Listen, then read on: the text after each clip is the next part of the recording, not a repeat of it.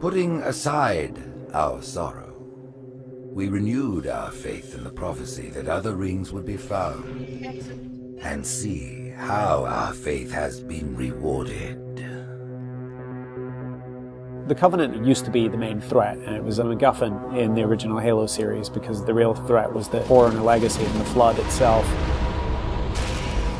The Forerunners have been the source of so much mystery throughout the Halo franchise. It was something that was just fascinating to us. So far it's been a lot of stumbling into their belongings. Like we found Halos.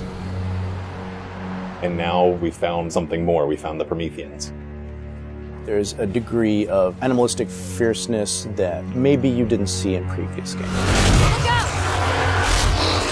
The conditions and the context are what pit a hero and antagonist against each other. For this game, we're going to get to see a lot of complexity to their civilization. From their worldview, what they're doing has to make sense. Trying to figure out ways to tell that story without interfering with the shooting aspect of it has been a really challenging thing. We've gotten glimpses of this Forerunner presence that was kind of always there, open as to whether it would ever erupt. And it did. We're trying to really take game systems and manipulate them and give them emotional coloring and context. We wanted to create something that could stand alone and be an enemy that is just as challenging, just as engaging as the Covenant has been in the past for Halo. A lot of that initial discussion was around if you had this incredibly evolved race and they were well beyond humanity, the Covenant, what would that look like?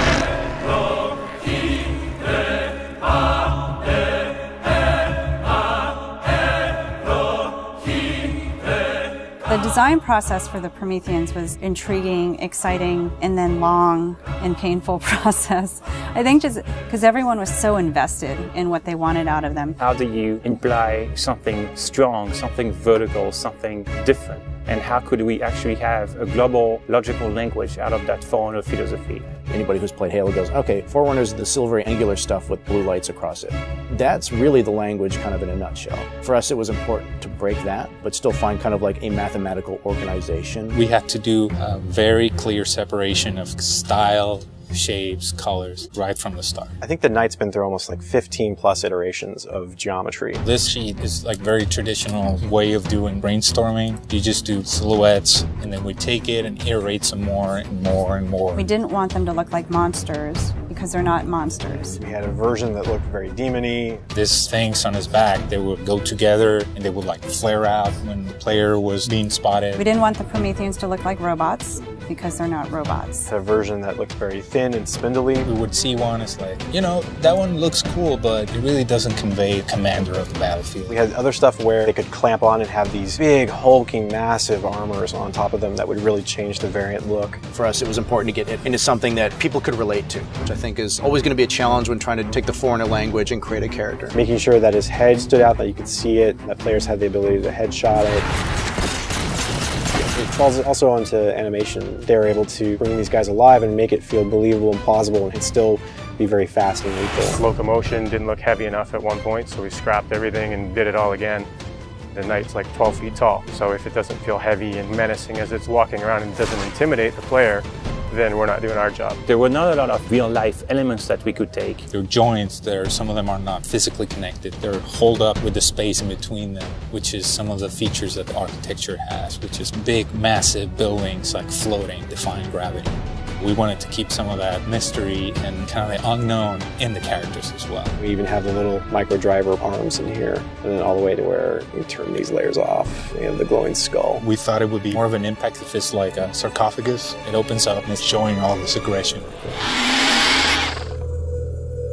There's certain ways to approach fighting an elite with a group of grunts, and really what we wanted to do was change that up. The Covenant are tried and true. You know what you're going to get out of a grunt. You know what you're going to get from a jackal with his shield. The toughness of elites. Here are the brand new hooks to the sandbox.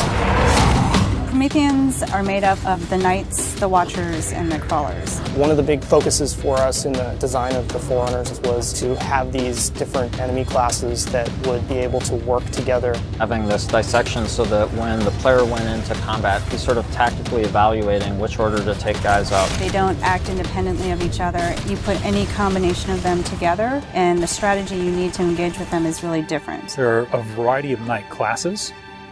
and each one of them is progressively more powerful. But your base knight actually starts just a little bit more powerful than an elite. But in addition to that, we wanted the knight to have his own set of traits and abilities. There's all kinds of these special features of each one of these characters that players haven't played in a Halo game before. You think about basic combat encounter design, a lot of the challenges designers face is how to introduce enemies. What would a Promethean do if it could bend time, space, form, matter? Knights can phase in out of anywhere. He's able to go where he needs to at any time, which is something the Covenant can't do.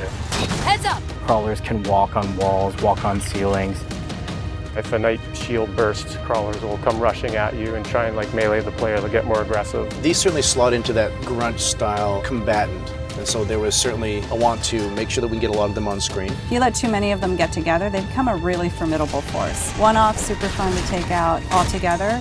It's like a pack of feral dogs. Its mandibles, when it screams, will actually separate and float around in the air while it's howling. Animation added so much fresh behavior to this character. It's very exciting. The Watcher is definitely a support class. One of the things we wanted to do with the Forerunner characters was constantly have them mix up their tactics and make the player react to it. The Watcher is able to regenerate knights. One of the things we needed to do when the Watcher design was coming along was make sure that the Watcher would actually fit inside of the Knight. That bursts out and swap to the actual Watcher asset. The Watchers are aware if a Knight's damaged, they'll protect them, they'll catch grenades, so they kind of coordinate their efforts.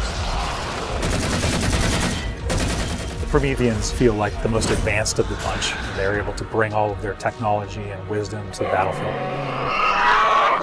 With new enemy class comes new weapon class. We literally concepted probably 200 weapons for this game before we settled on the half a dozen that went in. It's kind of like you've got that balance between humans' model of what a weapon's like and the desire to want to try and make something crazy and futuristic. We tried coming up with this perfect mix of stuff that was still relatable. You would still identify a weapon as a rifle or a shotgun or a submachine gun, even though they're almost magical. The Forerunner Scattershot was probably the first one where we really nailed the design on it. Everybody loves the hinge action shotgun, so we tried doing something like that so that the reload animation would be to cock it up and the front half would smash together. Every time you pick up a Forerunner weapon, it forms in your hand. So that sort of kicked off the component of having these guns form around the player. So there's that moment of like, oh, what is this gun? What does it do? And then when it comes into shape, it's kind of immediately identifiable. What makes the Forerunner weapons distinct is that usually they have dual purpose. So for instance, from the bolt pistol, you can charge it up and have something that's equivalent to almost like a shotgun blast. In the case of the light rifle, we actually experimented with doing dual firing modes. We tried to make it so there was the best of both worlds with a BR and a DMR. It works like the battle rifle when you're not scoped. That has a little spread, has a 3-shot burst, and it works like the DMR when you are scoped. So it's like a mini sniper rifle in a way. It actually changes to a different firing mode where the projectiles are stronger. One of the big things that we really focused on for them was making sure that the weapon doesn't just feel like a chunk of metal, but that it actually has glowing energy that's flowing through the gun, going down the barrel, so that everything is very full of life. The moment where all the Promethean effects really started to click the most was when we started showing the dissolve whenever you kill a knight. That was really when we started to feel, yes, this is something cool, this is something unique, and something that we haven't really seen before. This is an early prototype of the Knight E-Res. As the sphere expands, you see the particles are birthed, and everything in the red region you see will be the crack and the erode. When you shoot and kill the knight, the actual point on the body where you did the damage is where the dissolve starts. So if you shoot from his foot, he will de-res from the point of his foot up. The end result, when we blow up a knight, they dissolve, proving that the technology works.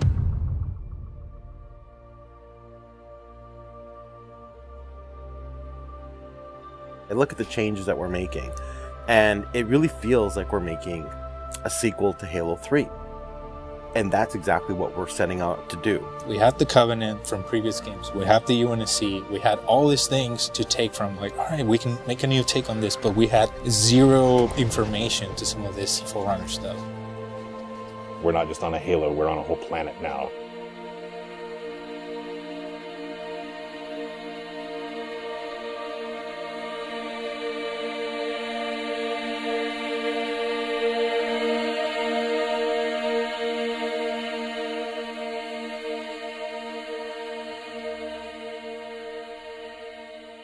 We're not just threatening one corner of the galaxy, we're threatening everything. We're listening to the fan feedback. We're incrementally evolving different aspects of the game design, but there's nothing really revolutionary. And I think that's important, because I think really good design is evolutionary, not revolutionary. And I think at some points we got in our heads with this game that we're just going to make another Halo. I don't think that's what people want. They may think they want that, but what they really want is something that speaks to the things that they love, but then provides them with something new.